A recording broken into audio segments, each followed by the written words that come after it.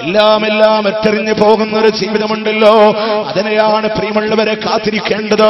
മരണമെന്ന് പറയുന്നത് പടിവാതിൽക്കലോടെ കാത്തിരിക്കുമ്പോ ചെരുപ്പിന്റെ വാരലുകളെക്കാളും അടുത്തുള്ളതാണ് മരണമെന്ന് പറയുമ്പോ.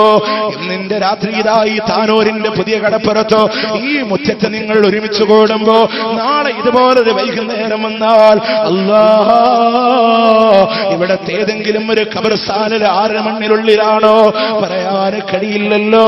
ഈ കൊട്ടാരമില്ല, വീടില്ല, ഭവനങ്ങളില്ല, കൂടെ കിടക്കാൻ ആളില്ല, സമാധാനിപ്പിക്കാൻ ആളില്ലാതെ ഇടയ്ക്ക് പകരം മഴമാ സുബ്ഹാന റബ്ബിയത് കിടക്കേണ്ടതാണ് സിമാന.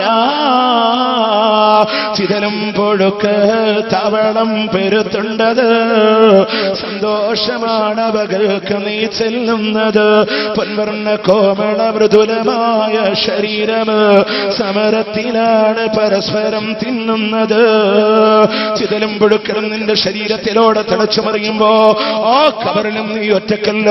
ഭർത്താവ് വൈകിയാല് കാത്തിരിക്കുന്ന ഭാര്യയുണ്ടല്ലോ, ആ ഭാര്യയും ആ ഖബറിലൊറ്റക്ക. ഉമ്മാനെ കാണാതിരുന്നാൽ നിലവിളിക്കുന്ന 1.5 വയസ്സുകാരൻ പൊന്നുമോനില്ല, ആ പൊന്നുമോനും നാളെ ഖബറിലൊറ്റക്ക.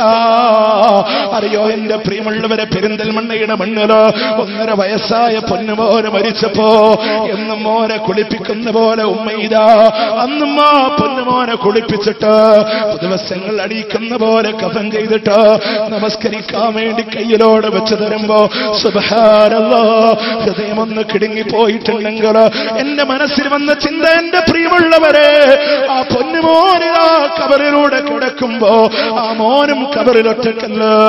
ഉമ്മാനെ കാണാതെ നിലവിളിക്കുന്ന പൊന്നുമോ ആ ഖബറിലൊറ്റക്കല്ലേ.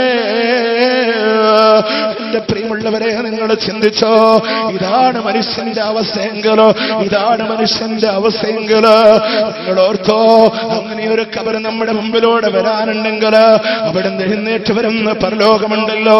എന്താ നാടിന്റെ പ്രത്യേകത? നൊന്ത് പ്രസവിച്ച ഉമ്മാക്ക് മക്കളെ വേണ്ട, മക്കൾക്ക് മാതാപിതാക്കളെ വേണ്ട, നഫ്സി നഫ്സി എന്ന് വിളിച്ച് വിലപിക്കുന്ന നാടിലോട് നൊന്ത് പ്രസവിച്ച ഉമ്മ മക്കളെ കൈയടിയുമ്പോ അല്ലാഹുവിന്റെ ഖുർആൻ പറഞ്ഞ മാസ്മരികമായൊരു വാക്കുണ്ടല്ലോ, ഒരു പക്ഷെ റബ്ബിന്റെ കഅബാലയത്തിന്റെ കില്ല പിടിച്ച് പ്രാർത്ഥിക്കാൻ ഭാഗ്യം ലഭിച്ചാലോ അല്ലാഹ് എന്റെ ഉമ്മയില്ലാത്ത നാളെനിക്ക് കാണിച്ചു തരില്ല അല്ലാഹ്, ഉമ്മാടെ കൂടെ എന്നെയും മരിപ്പിക്കണ എന്ന് പ്രാർത്ഥിച്ച ആളുകളുണ്ടെങ്കിൽ ഓർത്തോ, അല്ലാഹുവിന്റെ ഖുർആൻ പറയാ യൗമ യഫിറുൽ മർഉ മിൻ അഖീഹി വ ഉമ്മിഹി വ അബീഹി വ സാഹിബതിഹി വ ബനിഹി. എല്ലാരെയും ഇട്ടെറിഞ്ഞോടി പോകുന്ന നഫ്സി നഫ്സി എന്നെ ശരീരമേ എന്ന് വിലപിക്കുമ്പോ ഉമ്മ മക്കളെ കൈയടിയുമ്പോ, മക്കളെ മാതാപിതാക്കളെ കൈയടിയുമ്പോ എന്റെ പ്രിയമുള്ളവർ, എന്റെ മനസ്സിലൂടെ വന്ന ചിന്ത എന്താണെന്നറിയോ? 3 മാസങ്ങൾക്ക് മുമ്പ് കോട്ടയത്തിന്റെ ഈരാറ്റുപേട്ടയിലോ അള്ളാന്റെ ഹബീബിന്റെ വഫാത്തിന്റെ വിഷയം അവതരിപ്പിച്ചുകൊണ്ട്, വഫാത്തുർ റസൂൽ അവതരിപ്പിച്ചുകൊണ്ട് എന്റെ നാട്ടിലേക്ക് ഞാൻ തിരിച്ചു വരുമ്പോ എന്റെ ഉമ്മയുണ്ടല്ലോ, എന്റെ 26 വയസ്സിനിടക്ക് ഒരു ദിവസം പോലും വീട്ടിലുണ്ടപ്പോ ഞാൻ പിരിയാതിരുന്ന എന്റെ മാതാവുണ്ടല്ലോ, ഗുരുവായൂർ ഹോസ്പിറ്റലിലൂടെ പരസ്പരം കാണാൻ കഴിയാത്ത രീതികളിലൂടെ അവിടെ നിന്ന് ട്രീറ്റ്മെന്റിന് വിധേയാക്കുമ്പോ ഫോൺ ചെയ്യാൻ പാടില്ല, മറ്റൊരാൾ കാണാൻ പാടില്ല, മുടി കൊഴിഞ്ഞു പോകും, പല്ല് കൊഴിഞ്ഞു പോകുമെന്ന് പറഞ്ഞിട്ട് ഞങ്ങളെ പോലും നേരിട്ട് കാണിക്കാതെ എന്റെ ഉമ്മാനെ മാറ്റി കിടത്തിയപ്പോ അറിയോ നിങ്ങൾക്ക് ഈരാറ്റുപേട്ടയിൽ നിന്ന് പാതിരാത്രി 10 മണിക്ക് പ്രഭാഷണം കഴിഞ്ഞിട്ട് തൃശ്ശൂരന്റെ വീട്ടിലേക്ക് ഞാൻ തിരിച്ചു വരുന്നതിലൊക്കെ അവിടുത്തെ നഴ്സുമാരുടെ കണ്ണ് വെട്ടിച്ചിട്ട് 9 തവണ എന്റെ മാതാവിന്റെ ഫോണിലേക്ക് വിളിച്ചിട്ടുണ്ടെങ്കിൽ വീട്ടിലേക്ക് എത്തിയോ എന്നറിയാ. 9 തവണയാണ് വിളിച്ചത് എങ്കിൽ ഡോക്ടേഴ്സിന്റെ കൽപ്പനയുണ്ടല്ലോ, പല്ലുകൊടിയും മുടിക്കൊടിയുമെന്ന് പറയുമ്പോ അതിനപ്പുറം ഒരു മകനോടുള്ള വാത്സല്യം ഇതാ. എന്റെ മോനെ വീടെത്തിയോ എന്ന ചിന്തയാണെങ്കിൽ തിരിക്കണേ നാളെ പരലോകത്തിലേക്ക്. റബ്ബിന്റെ കോടതിയിൽ വരുമ്പോ ആ ഉമ്മ പറയില്ലതാ എന്റെ മോനെ നരകത്തിലിട്ടാലും വേണ്ടില്ല അല്ലാ, എന്നെ ഒന്ന് രക്ഷിക്കണേ അല്ലാ, എന്നെ ഒന്ന് രക്ഷിക്കണേ അല്ലാ. അതുപോലെ പറയുന്നൊരു നാളുണ്ടെങ്കിൽ എന്റെ പ്രിയമുള്ളവരെ ഓർത്തോ, അത് പറയാതിരിക്കാ.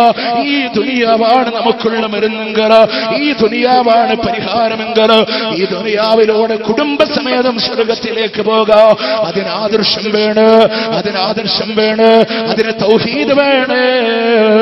അതില്ലാതെ എന്തിനെന്ത് നീ കെട്ടിപ്പടുത്തിട്ടും കാര്യമില്ല.